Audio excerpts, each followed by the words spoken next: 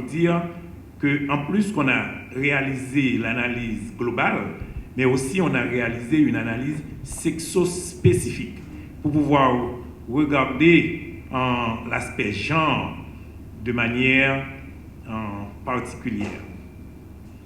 Il y a la FAO, il y a le PAM qui nous ont accompagnés techniquement. Il y a le ministère de l'Agriculture qui a porté ce travail. Porter ce travail dans le sens que le ministère de l'Agriculture a endossé le travail sur le plan financier, parce que la CNSA dépend du ministère de l'Agriculture, mais aussi il y a différentes directions ou coordinations au niveau du ministère qui ont participé de manière active dans l'analyse dans la réalisation de cette analyse. Je m'en voudrais de ne pas souligner la participation d'institutions étatiques comme le ministère des Finances, l'UEP du ministère des Finances, le ministère de la Planification, le ministère de l'Environnement, le ministère de l'Éducation nationale par le biais du programme national de cantine scolaire, le ministère des Travaux publics, notamment en la direction de l'eau potable et d'assainissement, et le ministère à la condition féminine et aux droits des femmes, pour ne citer que cela. Et il y a un accompagnement de taille qui nous a été fourni, c'est l'unité de support global de l'IPC au niveau de l'Amérique latine et des Caraïbes. Et à ce titre, nous avons le coordonnateur régional qui est avec nous en ligne. Il s'agit de Jerry Aguero, et c'est un infatigable. Il a accompagné le processus du début jusqu'à la fin, et aujourd'hui encore, il est avec nous pour supporter cette présentation des résultats. Que tout ce beau monde trouve ici l'expression de notre profonde gratitude.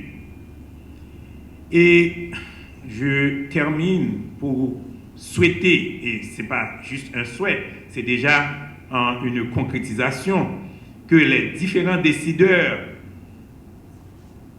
s'adhèrent ou s'approprient de ces données, de ces informations ce sont des informations qui vont permettre la prise de bonnes décisions pour pouvoir travailler, mettre en place des programmes de réponse, pas seulement des réponses d'urgence. Certes, il faut adresser des réponses d'urgence, mais aussi et surtout des programmes de développement.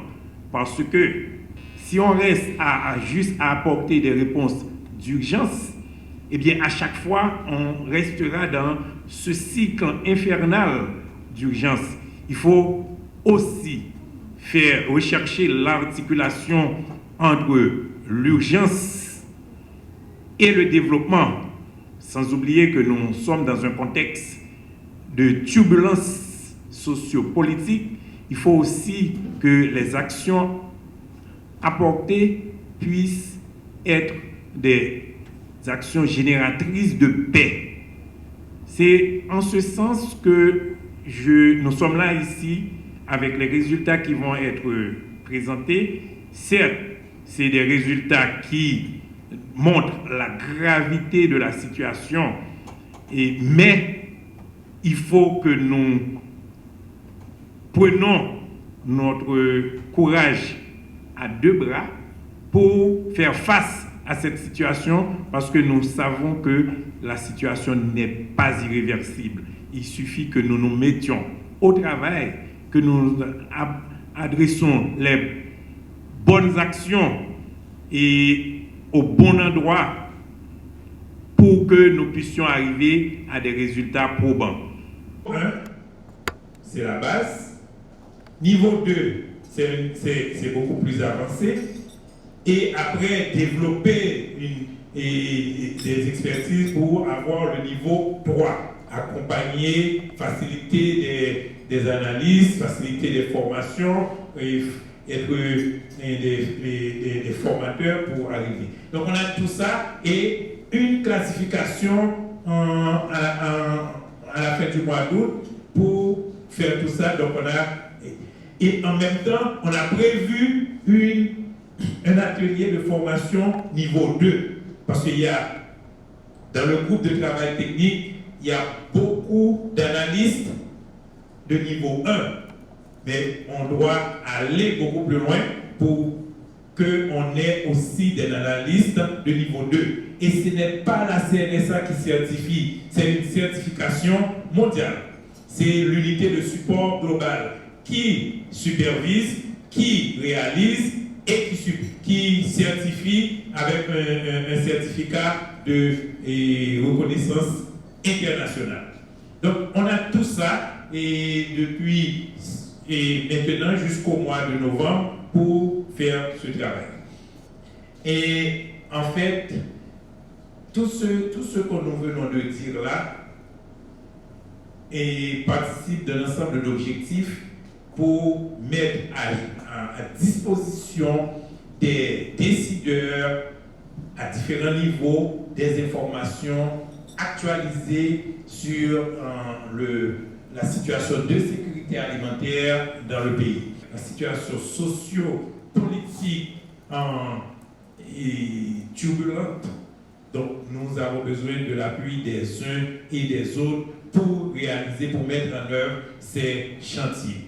Donc, là, je pense que je vous mets au courant un peu des chantiers de la CNSA et vous allez être sollicités, que ce soit les différents partenaires qu'on a, les groupes de travail, le groupe de travail technique, la presse qui est là avec nous, et je dois vous dire que nous commençons à faire la formation pour des journalistes et nous allons continuer à le faire pour qu'ils puissent aussi être en mesure de comprendre de quoi nous parlons quand nous parlons de IPC, IPC en termes de sécurité alimentaire, quand nous parlons de phase 1, phase 2, phase 3, phase 4 et phase 5, quand nous parlons d'insécurité alimentaire aiguë versus insécurité alimentaire chronique, qu'est-ce que cela charrie?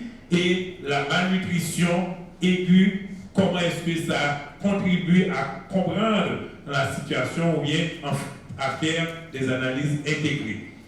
Mesdames et messieurs, je pense que là, vous êtes déjà des partenaires du domaine de la sécurité alimentaire. Eh bien, nous allons continuer à faire la route ensemble parce que c'est un domaine fondamental, surtout si nous arrivons à faire le rapprochement humanitaire, développement et paix. Parce que nous sommes dans un pays où on a besoin de pacifier les différentes zones. Mais pour pacifier, ce n'est pas uniquement avec un discours. Il faut pacifier aussi avec des actions.